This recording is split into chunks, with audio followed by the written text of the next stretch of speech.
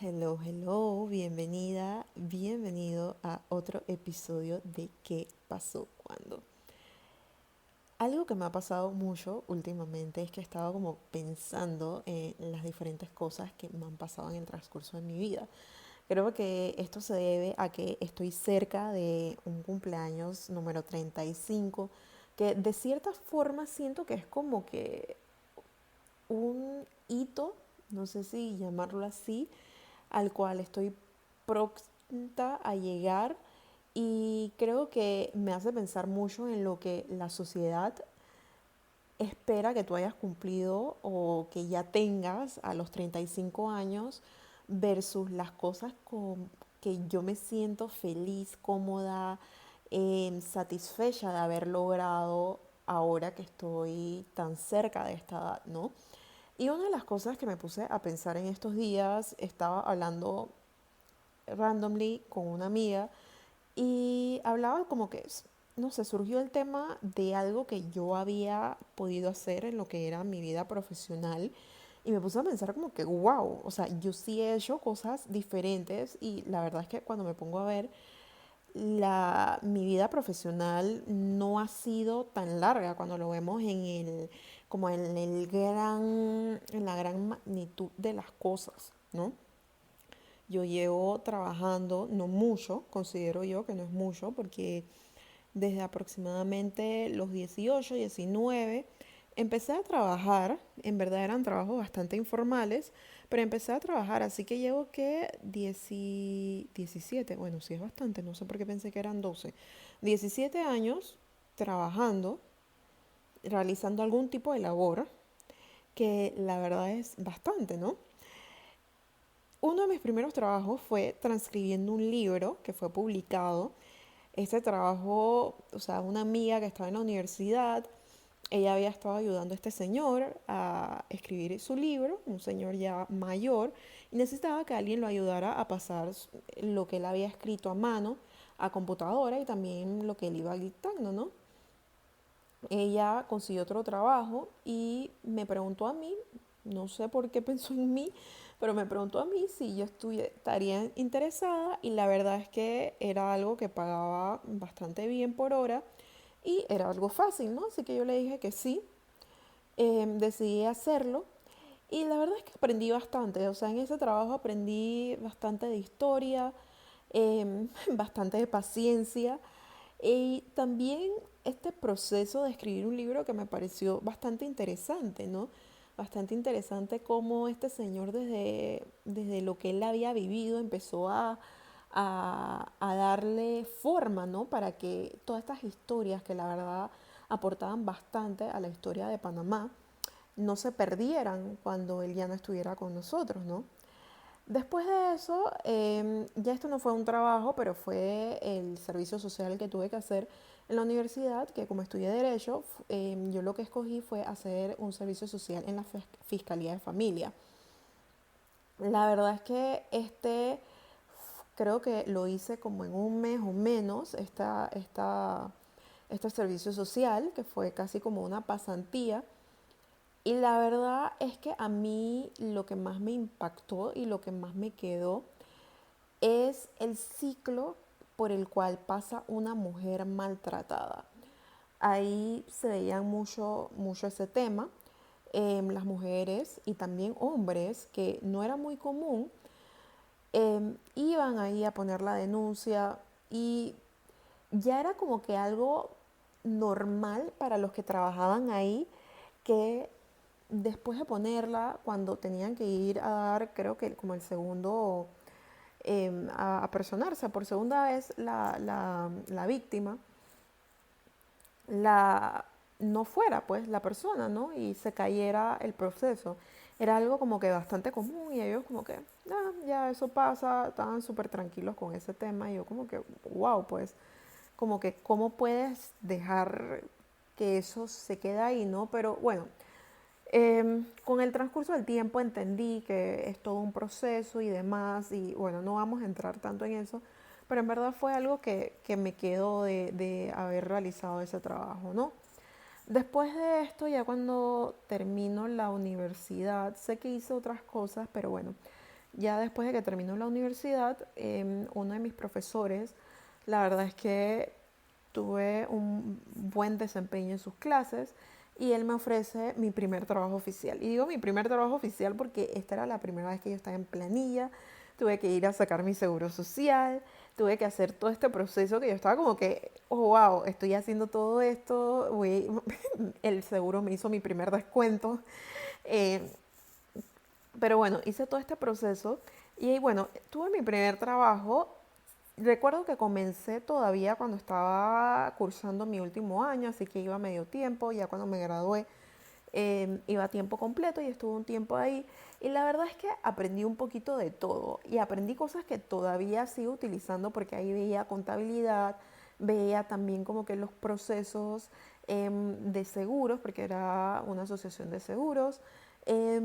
Estaban tratando de implementar una nueva ley, así que estuve como que behind the scenes de todo ese proceso para poder que este formulario que querían implementar para que todo el mundo lo utilizara se, se llegara a un acuerdo y se hiciera, ¿no?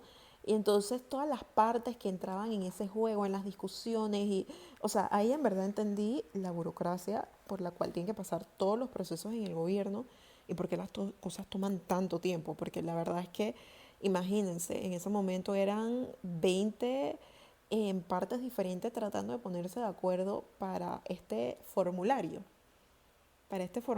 y la normativa que iba detrás de esto, ¿no? Y otra cosa que también ahí aprendí es cómo las personas te empiezan a juzgar por tu imagen, ¿no? Porque estaba otra muchacha que también bastante joven y estábamos yo participando en estas mesas de discusión que estaban estos señores ya, o sea, para mí en ese tiempo me parecían más de 40 años, con bastante experiencia, que la cosa era que cuando una de nosotras hablaba era como que, no están aquí solo para la cara bonita, ¿no? Entonces ahí fue como que mi primer encuentro de cómo te empiezan a juzgar por tu imagen, ¿no? Después de eso salgo y con unos colegas empiezo una firma que se dedica full a derecho marítimo, ¿no? Y aquí, o sea, aprendí bastantes cosas en la parte legal, pero lo que a mí me quedó aquí fue cómo nosotros utilizamos nuestra imagen estratégicamente para cada una de las presentaciones que teníamos que hacer, ¿no? Y presentaciones te digo de que cuando nos teníamos que presentar ante alguna institución, hacer trámites, que nos dimos cuenta que a veces nos iba mejor haciendo el papel de pasantes que diciendo que soy el abogado dueño de la firma. Cuando íbamos a hablar con algún proveedor, en la imagen que teníamos que proyectar ahí. Cuando íbamos a hablar con el cliente, que, o sea, inclusive viajamos a China para conocer a los clientes y fue como que, ok, la imagen que teníamos que proyectar en ese momento. O sea, nosotros jugamos bastante con nuestra imagen. Y todo esto fue antes de que yo tuviera 30 años. Y la verdad es que, o sea, yo sé que yo me veía como una niña. Entonces me tocaba bastante manipular, jugar con esa imagen mía para que las personas me tomaran en serio, para que me ayudaran con los trabajos que yo tenía que hacer, ¿no? Para que, o sea, lo que yo quería pudiera salir adelante, ¿no? Entonces, bueno, ya después de esto me fui a hacer la maestría, aprendí bastantes otras cosas. Vengo acá y trabajo con una real estate broker, o sea, en la parte de, ¿cómo se llama? De bienes raíces, pero de lujo, ¿no? Aquí también aprendo sobre la imagen, aprendo sobre la presentación. Esto lo hice en ese momento, desde la entrevista aprendí de la imagen, porque lo que yo escogí, yo sabía que me iba a garantizar ese trabajo y dicho y hecho, en la entrevista me dijeron, es que no, que quizás mañana te llame y, o sea, me llamaron ese mismo día para decirme, oye, ¿cuándo puedes empezar? Después fue con los diferentes clientes. Yo sabía cómo me tenía que vestir, cómo me tenía que ver, dependiendo de lo que había en la agenda de ese día. Era real estate de lujo, o sea, estamos vendiendo high end. Y ahí de la dueña yo aprendí mucho sobre la imagen, mucho como me veía, Me acuerdo que una vez yo fui vestida con algo que la verdad es que ahora yo veo hacia atrás y vi que Natalie, como tú fuiste a ver esta casa de millones así vestida. No estaba mal vestida, pero se podía mejorar la cosa, pero aprendí bastante sobre imagen, ¿no? Entonces, todo este camino o sea, porque no les cuento ahora de la experiencia que he tenido desde finales del 2022, que también me ha enseñado bastante sobre imagen, pero todo este camino que recorrí antes de eso, me enseñó dos cosas importantes. Lo primero es lo importante que es estar de acorde al rol. Y en la firma lo veía, o sea, ahí tuve diferentes roles, ¿no? Pero a cada lugar que yo iba, yo interpretaba un rol diferente, ¿no? Ya sea el de cliente, ya sea el de pasante, lograr mi cometido. Para lograr mi cometido. O sea, ahí vi la importancia de cómo tú jugar con tu imagen para lograr lo que tú quieres, te va a llevar lejos, ¿no? Lo segundo es cómo tu imagen te puede ayudar a conectar. Y esto lo vi bastante, por lo menos en la parte de real estate, que me ayudaba a conectar mucho mejor con los clientes, a crear esa confianza con ellos. Porque la verdad es que si yo hubiese estado mangaja, con ropa rota, no presentable, despeinada, imposible que yo hubiese podido vender o ayudar a vender una casa de millones. Recuerdo que vendí un apartamento de $500,000 y, o sea, la forma en la cual yo me presentaba, la forma en la cual yo me manejaba con los clientes, todo lo que yo podía hacer con ellos, jugó un rol en eso, ¿no? Entonces, yo sé que cuando uno inicia a trabajar, tiene muchos miedos. Y si tú estás ahora mismo iniciando a trabajar o estás en tus primeros años de tu carrera laboral, creo que este podcast va a ser para ti. Bueno, no creo. Estoy segura que este podcast es para ti, este episodio. Porque te quiero hablar sobre tres cosas que me hubiese gustado saber cuando yo empecé a trabajar. Porque yo sé que cuando tú inicias a trabajar, como te decía, tienes muchos miedos.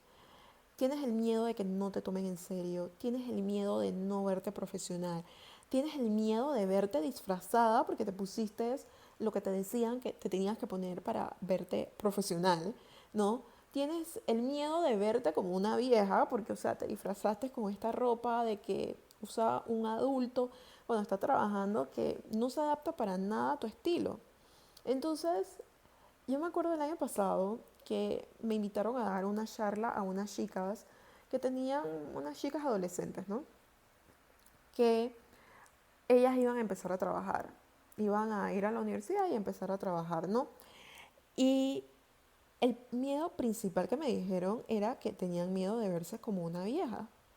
Así me dijeron, no me quiero ver como una vieja, no me quiero sentir disfrazada.